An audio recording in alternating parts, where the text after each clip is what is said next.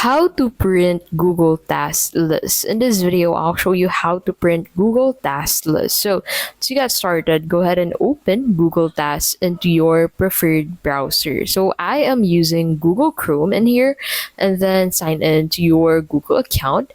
And then on Google Tasks, click on the top right corner of your screen on the tab where you have Google Tasks Access.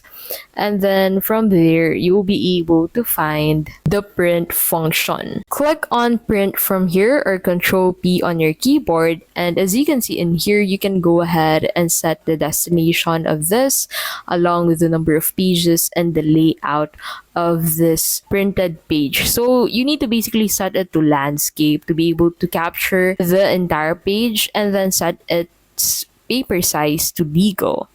And once you're satisfied with this and you want to save this as a PDF, you can basically set the destination as save as PDF, and then click on this save button at the bottom right of the pop-up to download this printed page of your Google Tasks. And that is how you can basically print Google Task List. If this video was helpful, please don't forget to give this video a like and subscribe for more videos like this.